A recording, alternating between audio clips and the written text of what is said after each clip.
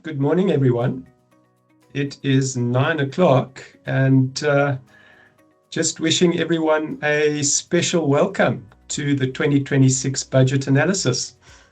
I must say it was with a bit of trepidation yesterday that 2 o'clock arrived, and I was waiting anxiously to see whether our minister would arrive or not, but he certainly did.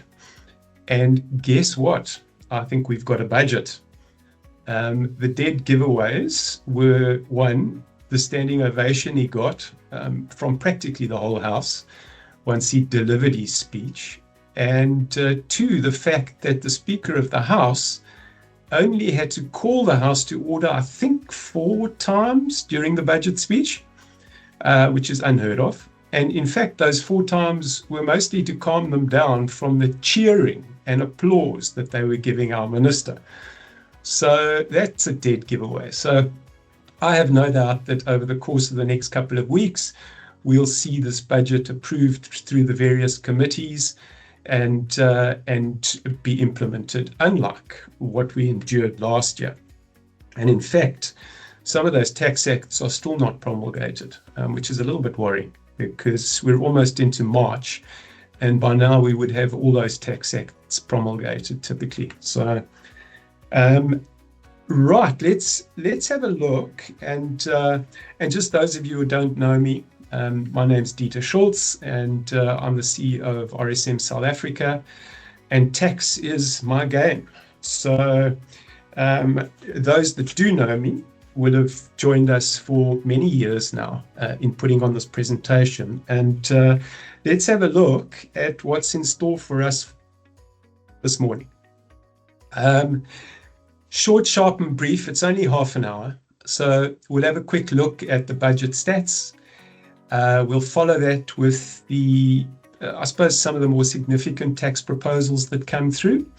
And then if we've got some time, we'll have Q&A, but please feel free to email us.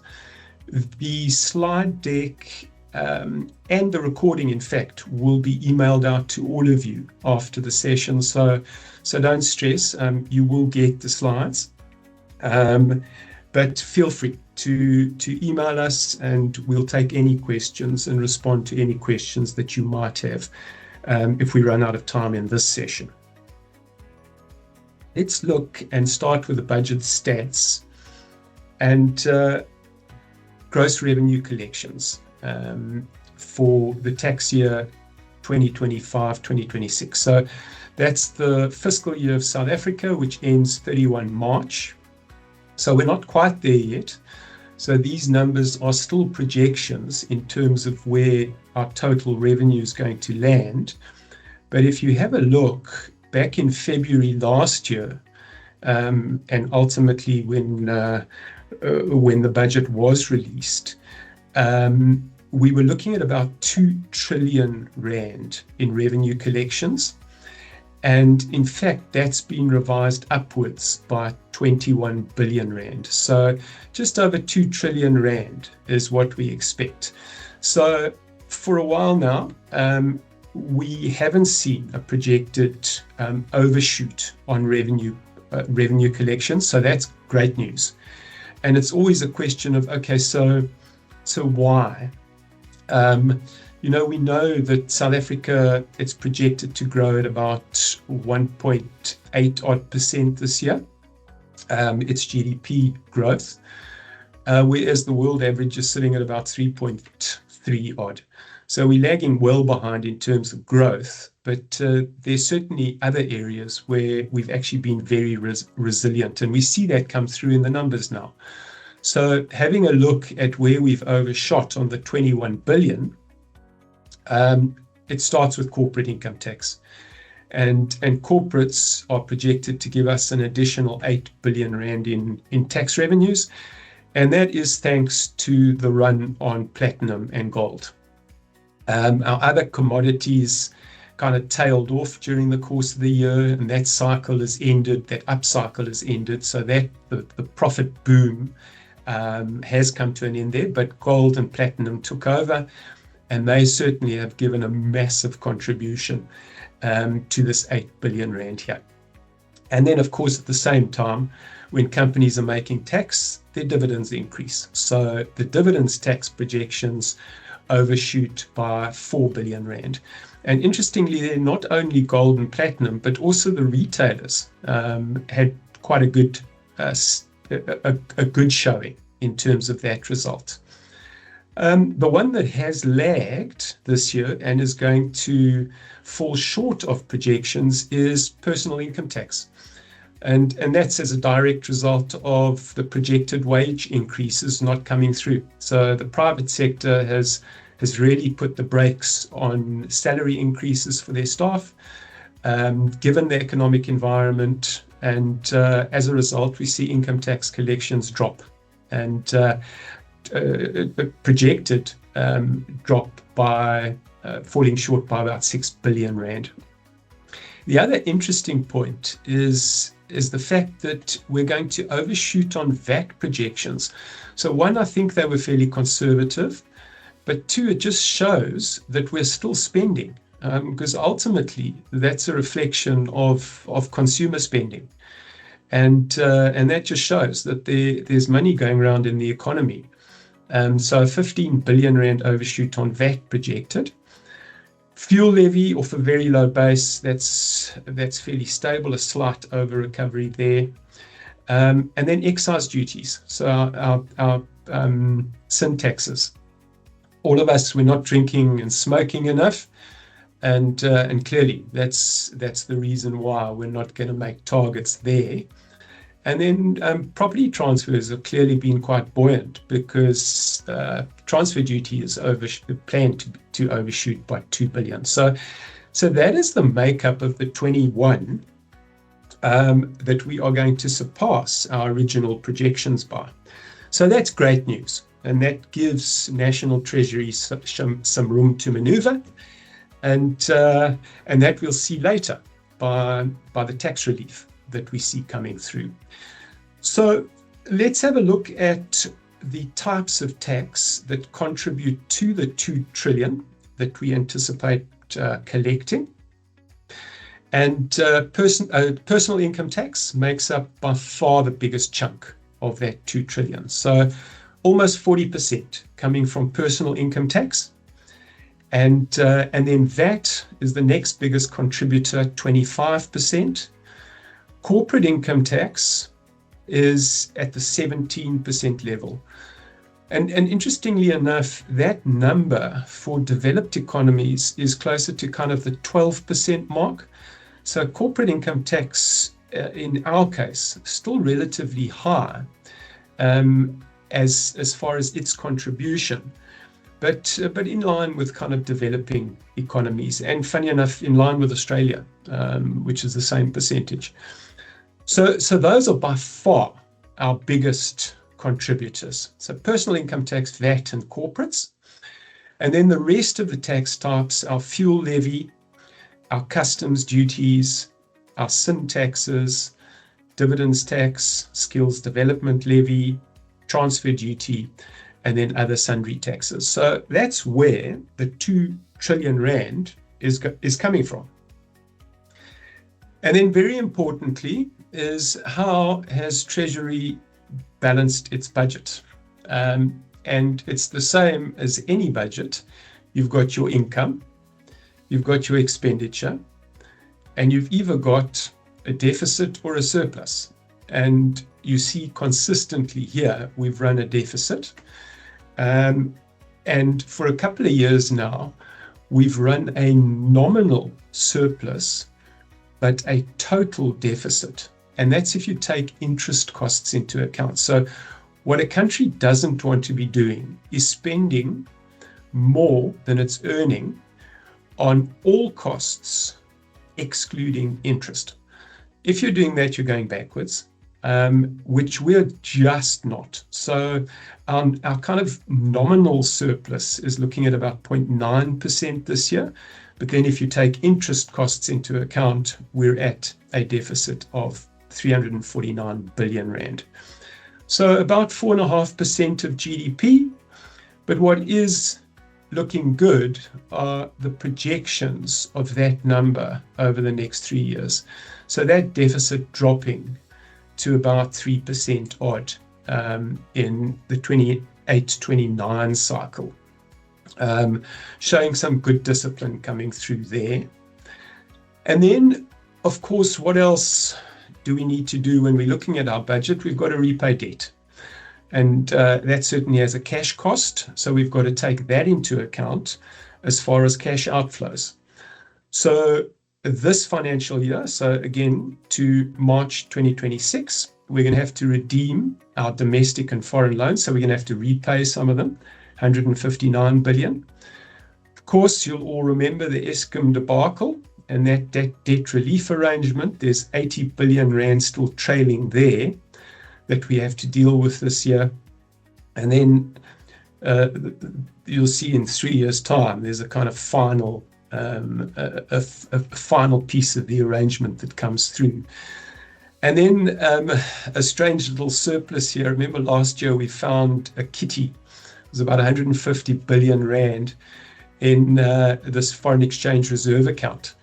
And we felt that we were under control and we could chaps that to balance our budget or utilize some of that towards our budget deficit. And we did.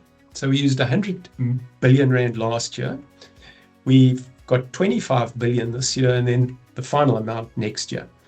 So that then, in summary, comes to our cash outflows. So our cash outflow is 563 billion rand for the year. So where are we going to get that money to fund it? We go borrow some more. So that's really the bottom line here, is that our borrowings that we're going to go and look for, luckily, are mostly domestic.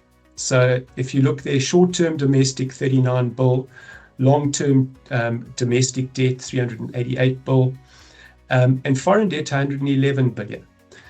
So, and then cash reserves, we're going to use 25. So that's always a good thing in my mind, is the currency risk is somewhat taken out of it if your local borrowings are a much bigger proportion of your total borrowings. And essentially that's how we're going to balance our budget, and National Treasury is going to balance our budget this year. And just interesting, our GDP number is sitting at about 7.8 trillion rand at this stage. And you see the projections going through into the future there. So an okay position, but certainly the growth rate of our GDP is of great concern, and it's something that I think government has acknowledged, Treasury has acknowledged, and the signs are in place and the mechanisms are in place to try and boost and stimulate that growth rate. And then looking at personal income tax and numbers of taxpayers and who contributes what, I think in this slide, the interesting thing here for me is always how many taxpayers contribute most of our tax, and we know that. So our taxpayers earning above R1 million in taxable income, there are about 650,000 rand, 650,000 of them in South Africa. And of that, they contribute, of the total revenue collections, they contribute about 52%. So 650,000 people contributing 52% of total personal income taxes. And another interesting stat here, total registered taxpayers at this stage, 14.2 million, of which 5.9 earn below the tax threshold and as a result don't pay tax. So it's up to 8.3 million taxpayers to fund the total personal income tax collections, and that was that 7.8 odd 780 odd billion rand. So that's it in terms of the statistics. So that's then move on and have a look at the highlights that have come through in my mind, some of which are lowlights, but the highlights that have come through for me in this budget was firstly the commitment to spending R1 trillion on infrastructure. And that's over the course of the next 3 years. So that for me is a critical alarm bell to anyone in the construction sector, anyone around the construction sector, to get involved. Government doesn't have the capacity to deal with that amount of spend, and they're going to need private sector to step in. So there's a big opportunity coming up. And then last year, remember, they scrapped the increase in the VAT, but they said next year we're coming at you. We need an extra 20 billion rand in tax somewhere. They've scrapped it. Thank goodness they had the room to do that. So that's great news. Good news for some, bad news for others. The seats at SARS are filling up fast. There are now 1,500 new debt collectors in their chairs.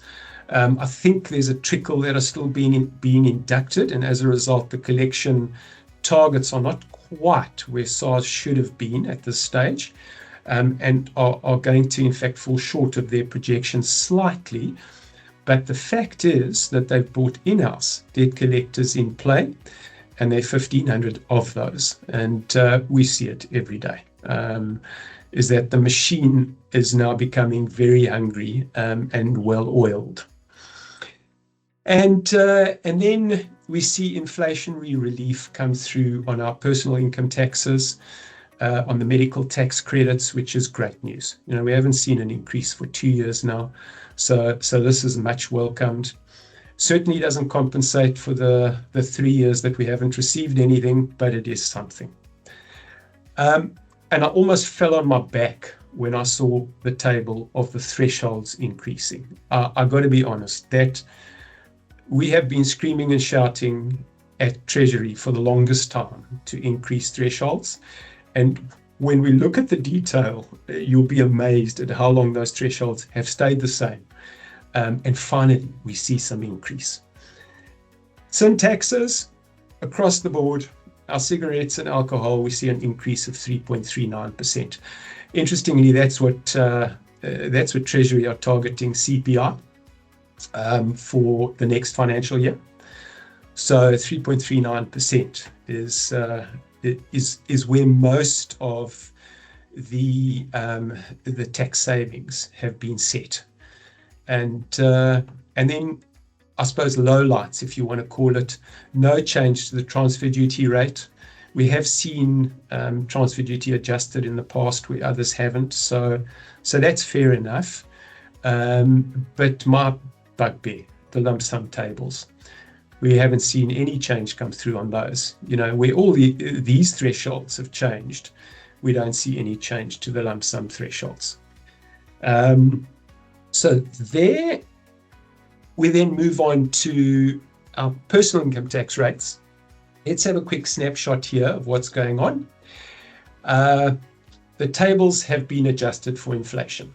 So the number of bands have not changed. The bands have been stretched by 3.39%, as have all the rebates. So 2026 rebate positions are here.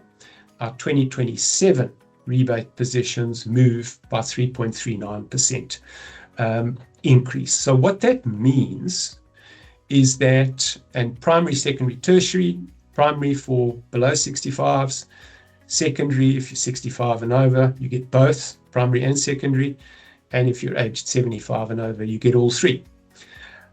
What that means and what the rebates do is they set the tax thresholds. So you don't start paying tax until you're earning. If you're below 65, now 99,000 Rand. If you're aged 65 and over, 153,250. And if you're aged 75 and over, 171,300. So that's great. We'll take it. At the same time, our Section 6 Cap A monthly medical contribution tax credits have also increased by the 3.39%. So For the primary member and first dependent, 376 Rand each now. And then for all additional dependents, 254 Rand per month, that is. And then, of course, the interest exemption, we know, is not changing ever. So those are pegged. The first amount of taxable income that we're exempt on stays the same. Let's then, and this is a really busy slide, but it's a long table. So you can see why I got so excited when I saw this. Because these thresholds, and if you have a look at this column, it shows when they were last adjusted. Some of them going back to 1996. So let's unpack this and have a look at where the focus has been. And you know what Treasury have said is that they're trying to target small business, and I think they've somewhat achieved that in this. Where they've taken firstly the VAT threshold, and they've increased the compulsory registration threshold from R1 million to 2.3 million Rand. So that is most welcome. I know many kind of medical practitioners that are in the sort of peripheral industry, you know, your biokineticists, your physiotherapists, your sports scientists, where they practice as sole proprietors. Their turnovers are just over the R1 million, and certainly this is going to come as a big relief if they can deregister for that. They've got no costs, and anyone with no costs can't claim any inputs. So it's just a straight off the bottom line for those people, and at least this increase in the threshold will give some relief there. So that's good news. And generally for small business, of course. And at the same time, another threshold here that has changed is the voluntary registration. So of course, once you reach turnover of this level, you have to register for VAT. You don't have a choice. But if you're at a level which was above 50,000 annual turnover, if that increases to 120 now, you can voluntarily register. So as long as you're turning over 120,000 Rand a year, you can voluntarily register for that. Good luck getting that over the threshold with SARS, because that is a proper interrogation to go through. Then moving on to CGT. And again, another small business relief that has come through here, and that is for our entrepreneurs. And these are people that have given their life to their business. They are relying on the sale of that business to retire, to fund their retirement. And what Treasury did some time back is they gave some relief to those particular business owners in terms of the CGT rates that they pay when they sell their small businesses. And we see the thresholds increased here. So firstly, in order to qualify, the small business cannot be worth more than now 15 million Rand. And at the same time, the gain that is made from the disposal of that small business is excluded up to 2.7 million Rand. So the first 2.7 million Rand of the gain is excluded. So that's quite good news. That's increased from 1.8. Another exclusion that's increased is the annual exclusion, and that's the annual exclusion. The first 40,000 Rand of capital gains were excluded previously for individuals. And that is now increased to 50,000 Rand. So that's good news. And then in the year of death, you were allowed the step up in the annual exclusion to 300,000 Rand. That is now increased to 440,000 Rand. So we'll take all of that. Thanks very much. And then a big one, I must say, that did surprise me somewhat, is the increase in the primary residence exclusion. So your first 2 million Rand previously of your gain that you make when you sell your primary residence is excluded. Now that increases to 3 million rand. So it's quite a significant increase that's come through, which is great.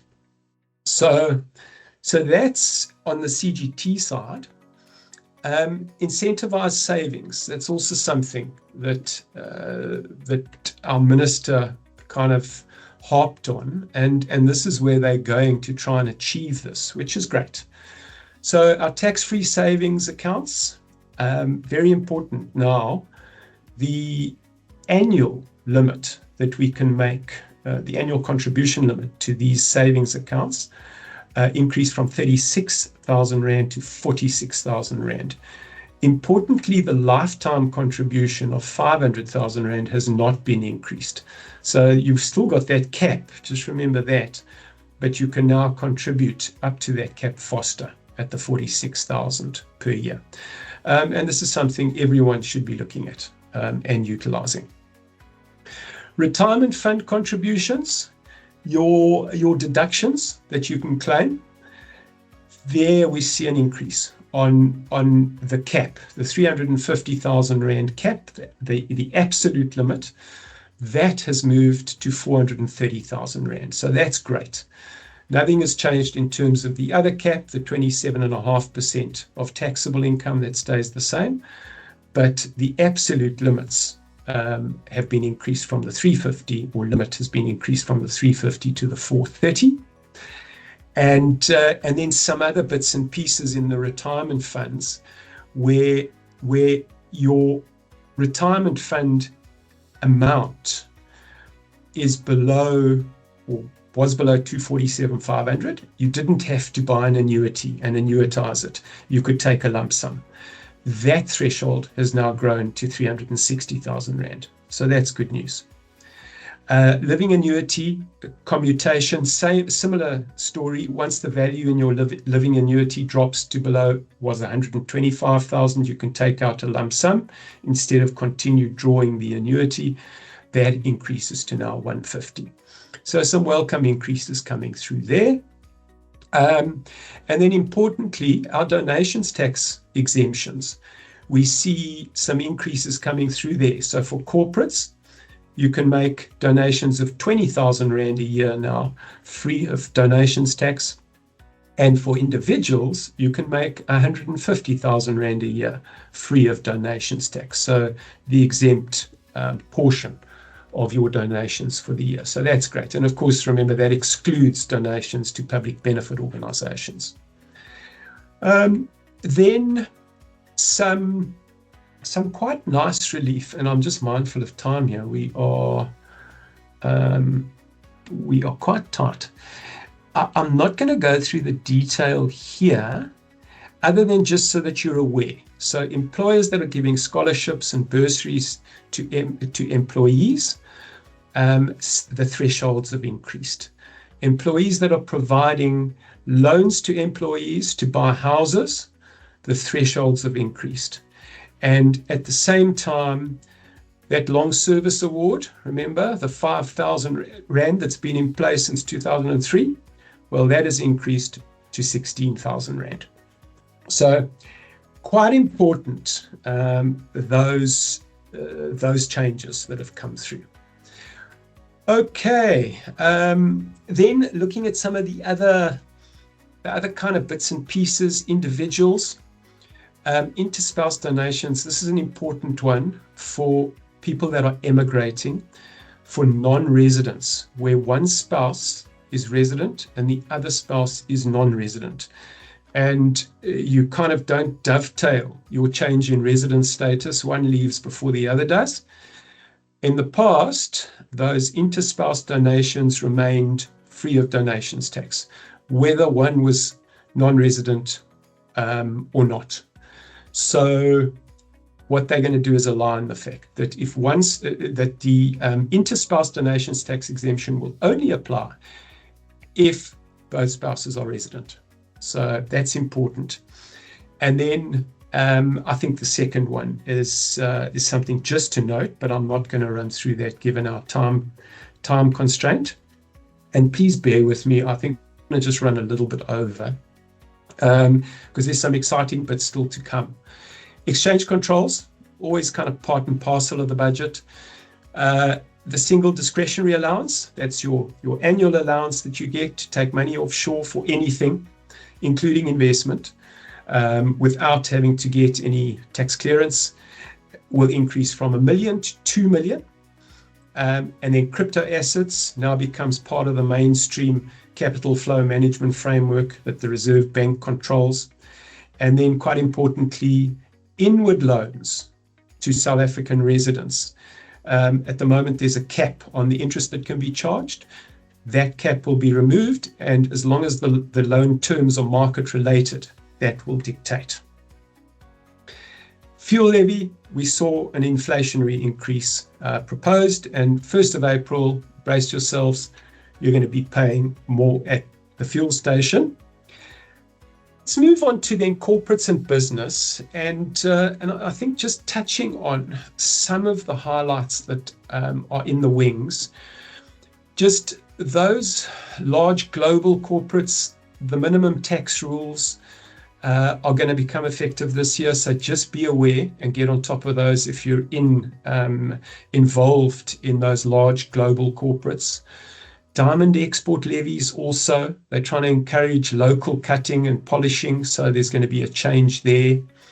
Our special economic zones, they've been grappling with people trying to move their profits, companies trying to move their profits into those zones at the lower tax rate of 15% as opposed to 27% outside. So there's a whole lot of shenanigans going on with those zones, but a new approach is going to be looked at. Carbon tax has increased significantly, so if you're in that space, have a look at that. As is the collective investment scheme tax regime. SARS is going to release a document on their response to the issues around that, so just be aware. If you'll recall that sections 23 cap M and 23 cap N, which limits the interest deduction of corporates, they were going to align those limitation formulas. Well, that's scrapped. That's not going to happen. And then importantly also, companies could never not be provisional taxpayers. So exempt organizations that were companies, or partially exempt organizations that were companies, still had to pay provisional tax, where all other exempt organizations don't. So they're going to change the rule there and exclude companies that are exempt or partially exempt. And then another interesting one quickly, the provisional tax penalty regime. We all grapple with this, and we're grappling with this right now. Coming up to the end of Feb, second provisional tax time. What do you have to base your estimate on? Can you use the basic amount, your last year assessed, or do you have to use an accurate estimate? If you get it wrong, you're in for underestimation penalties, which are quite severe. So what has changed now is that from yesterday, unless you have paid your last assessment, you can't use it. So you can't use it as your basic amount. So that's an interesting change, trying to encourage payment, which is fair enough. The other change is the R1 million cap. And anyone earning taxable income below R1 million could rely on their basic amount. And as long as they used their last assessed, which is their basic amount, they didn't have to worry about underestimation penalties. Well, now what's happening is that the million is increasing to 1.8 million. So that's great news. But just bear in mind, that's not from now. That's from years of assessment starting 1 March 2026. Okay, well, thank you everyone for bearing with me. There was quite a lot to get through. We're slightly late, but as I said, I think shoot your questions through. Any questions that you have, please feel free to email them through. Please feel free to email anything through to us, and we'll respond accordingly. Happy to take anything then offline, because we are over time and I think it is a little bit tight. But thank you all, and look forward to the rest of the year and seeing you this time next year. All the best. Cheers.